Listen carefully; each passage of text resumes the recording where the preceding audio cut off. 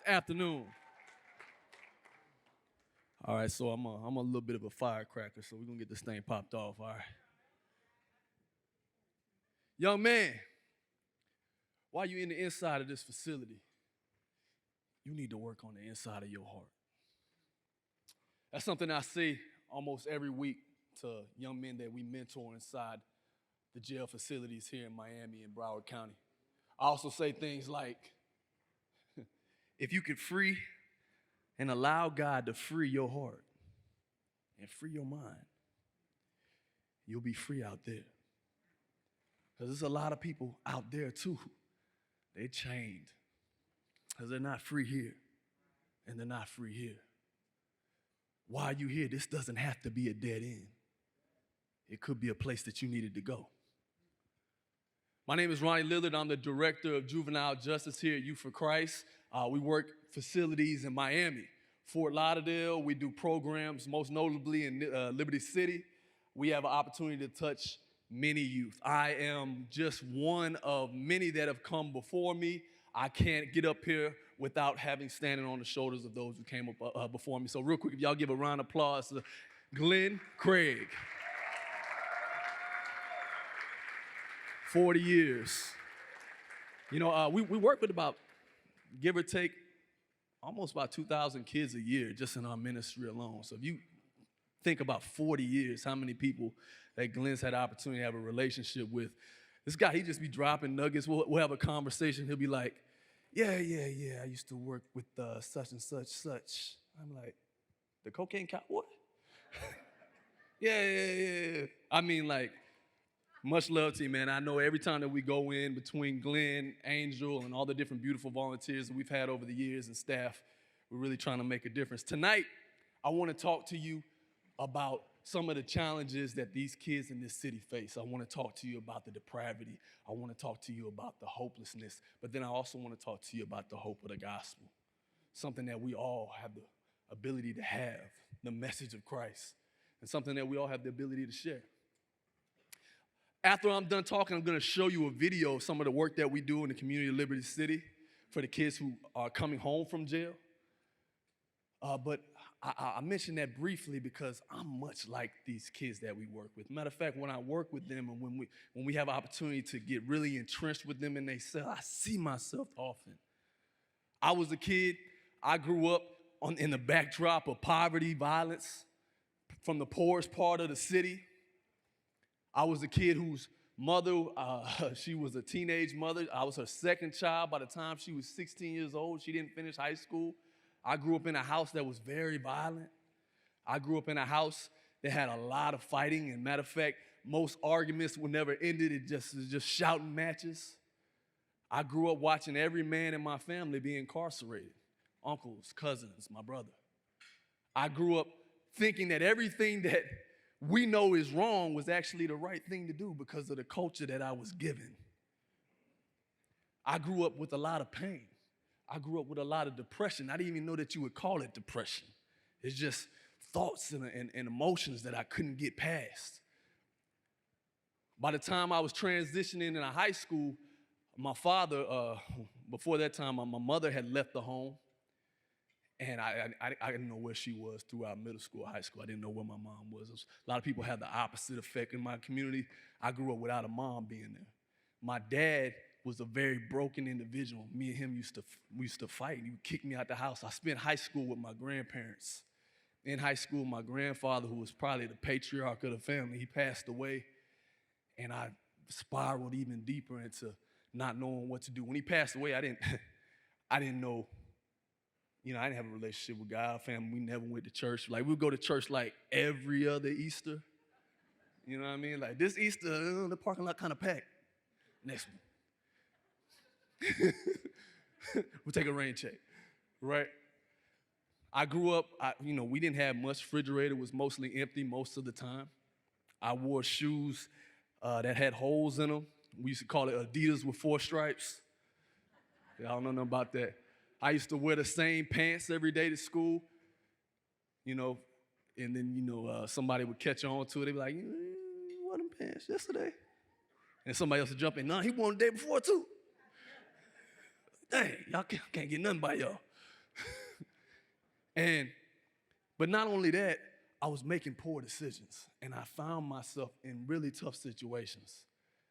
You know, after a while, my grandma, she got tired of the way I was acting too. She kicked me out the house. And when I was in like 10th grade, 11th grade, I was living between the projects, different friends' house, and I was just making horrible decisions. And I felt all by myself in the choices that I made. I felt like my family didn't want me, my grandma didn't want me. I really didn't know what to do. And so I just felt like I just do me. I do whatever I think is best at any given time. And there was a song I used to listen to by the great artist Tupac. Some of y'all might know him. Let me stop. Everybody in this room know who Tupac is. Y'all know Tupac. You probably ain't gonna tell me which Tupac song you know, but you know some Tupac. Tupac used to have this song called Me Against the World. It went like this. Can you picture my prophecy? Stress in the city, the cops is hot for me. The projects is full of bullets, the bodies is dropping. There ain't no stopping me. I'm constantly moving while making millions. Witnessing killers leaving dead bodies in the abandoned buildings. Can't reach the children because they illin', addicted to killing. And the appeal from the cat pilling without feeling, will he last or be blasted? Hard-headed ratchet, maybe he'll listen in this casket, the aftermath. More bodies being buried. I'm losing my homies in a hurry. They relocating to the cemetery. Got me worried. Question my vision's blurry. The question is, will I live? No one in the world loves me. I'm headed for danger. Don't tell strangers. With one in the chamber whenever I'm feeling this anger. Don't want to make excuses, but this is how it is. What's the use unless we shoot and no one notices the youth? It's just me against the world. And I would play that and I would say, yeah, nobody cares about me. It's just me against the world. You know, a little fast forward the story, I think about my father. My father, me and him used to fist fight. My father was a broken man. He had never dealt with any of the trauma from his childhood. He grew up in a trailer park his whole life. He had a lot of pain, a lot of issues. He dealt with broken relationships. Everything that he thought to cope with situations was violence and try to over-control situations that he had no control of. My mom, I grew to hate her because I felt like she abandoned me and my sisters. Why would you leave at that moment in our life? But she was a young girl that never had nobody in her life watching violence and trauma unfold right in front of her. And so her coping mechanism was to just run. I talked to her later on in life. I said, who did you have to talk to? When you was 14 getting pregnant, who did you talk to? When you was 16 having another child, who were you talking to? She said, Ronnie, I had nobody. Your grandma told me, get out the house. You want to be grown, go be grown. That's why it all started like this. I was thinking about having an abortion. And so I started looking at myself and the way that I was dealing with my own trauma that I was having was I would just fill it with whatever would make it go away. Whether that was a girl, whether that was fighting, a lot of fighting. Whether that was stealing, whether that was coming up on some quick money, whether that was running in somebody's house, whatever made me feel better at the moment. And so when I work with these young kids, it helps me get a better idea and a picture of where they're coming from. Because these kids, let me tell you, these kids ain't just dealing with poverty. They're not just fighting poverty. They're not just fighting incarceration. They're not just fighting, school system. They're fighting a whole lot. Matter of fact, they're fighting everything that everybody in their families ever fought. They're fighting emotions and things that they can't even talk about. And a lot of times we judge the choices that they make, but a lot of times the choices that they make are a cry for help. Somebody, please help me. Somebody, I don't know what else to do but do this. Right? And what's beautiful is when the Holy Spirit convicts us, we start to see that instead of saying, I just don't understand that on the news. I just don't understand why they would do that. Start to have compassion. How can I help you? How can I help you see yourself differently? How can I give you somebody to say, hey, you know what? You don't have to make this decision by yourself. It's people right here that will walk alongside you so you don't further dig the hole that you've already dug, right? And so I think it's a beautiful opportunity through the work that we do at Youth for Christ to come alongside kids and families and make a difference. One of the things that I think is a really beautiful opportunity that we get to do is plant seeds. And before I talk about planting seeds, I want to talk about the seed that was planted in my life. When I was 17 years old, soaking wet, 160 pounds, it was somebody that came and planted a seed in my life while I was a kid on probation. I was living with my grandma. I was on probation. I had to go do community service hours. I went up to this church where I had only used to play basketball at. And there was a Hispanic congregation. This guy came outside. He said, "Hey, you need something?" I said, "Yeah, what's good?" I said, "I need some community service hours." And a basketball. That night he said, "If you come to my Bible study, I'll give you all your hours." I remember right then I called my homie. I said, "Hey man, there's this dude up here. He a new fool. All right? New fool. Not old, some old fool. He a new one. Tell you what, once you come up here, we all get our hours. And then we be back to what we was doing. You know what I'm saying? You know, we got to have a curfew no more." But what this man knew, and it blows me away, was a young man. He's 27 years old. Back then, that was just like old as dirt to me. You 27? Golly. How many more years you got? Right? He was from Immokalee, Florida. This is a place, I don't know if anybody in here knows where Immokalee, Florida's at. My grandma used to work at the casino out there. He said, "I'll give you all your hours." But what he did was he shared the gospel with me. He shared the message of Jesus Christ with me. He said, "You know what? All have sinned and fall from the glory of God." We all sin, not just somebody. All of us have this disease called sin that has destroyed and eroded not just the fabric of our families, but our own beings and our society. He said, Jesus got on the cross and he died for it. He said, your life, all the mistakes, all the choices that you made, God loved you. He sent his son and he died for it. And I said, "Why me?" He said, "Because he wants to forgive you." I don't forgive myself.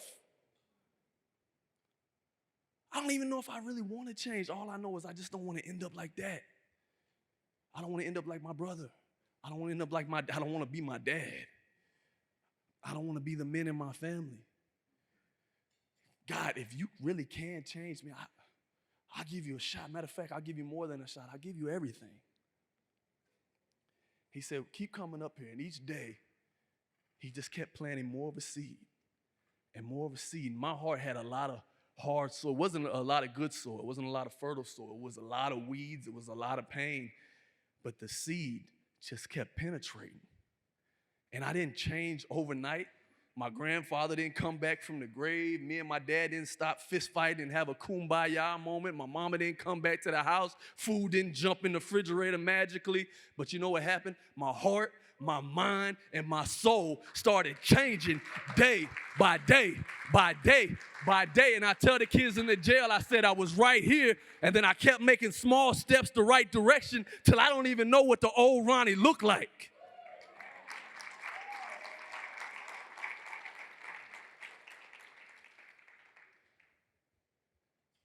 And that's the reason why we have Youth for Christ. Youth for Christ, what I get a chance to do every single day, just like David Estrada did for me, is to go into a facility, or like Campus Life, to go into a school, or like Catalyst, to work with kids on the street doing hip hop, and just wait for a moment that we can plant a seed. Plant a seed. All the facilities, all the money, all the budgets, it's all for a moment. All of it's for a moment, y'all, to plant a seed that we hope takes root. Because if that seed takes root, y'all already know. Some of y'all in this room, y'all already know if the seed takes root, the power that it has. And some people plant, some people water, some people give. God waters the seed. He watered the seed in my life. And this is what he did. just in my own personal life, he moved me from certain things. He kept giving me a desire for him that was stronger and stronger and stronger till my desire for him was stronger than the desires that I had for anything else, right? And then it started changing my life till I became this person that wanted to give this back to somebody else, right? So now I'm the person, like my boy said earlier, now I'm the David Estrada. Going into kids' cells and saying, hey, matter of fact, I say the same thing. I'll give you all your community service hours. They must think I'm the new fool. Matter of fact, that's a deal that we have with the Department of Juvenile Justice. We say if they finish our program, we clean them out. And so we have these opportunities to plant these seeds to make the difference in eternity. And you have the opportunity to come alongside us and help us do that, right? So this video that you're about to watch, I'm going to just give you a little introduction for it. This is some of the work that we do. So these are the kids that have left jail or left a residential facility. So that means they might have did 21 days somewhere, or they might have did up to a year somewhere for the crime that they committed as a juvenile. When they get out, they get appointed to one of our sites. This specific site is in Liberty City, and we start working on their life. We start planting seeds. We start taking out the weeds, doing the dirty work. And it's not easy. Kids in this program have been murdered. I get a call from Angel, hey man, did you see the news? But we fight because it's the work that's important. And a lot of y'all don't know, but this Youth for Christ work, it ain't no joke. We might do some funny games, but it ain't funny games. It's real life. To plant a seed. So that's my time. I hope y'all get inspired by what y'all about to watch.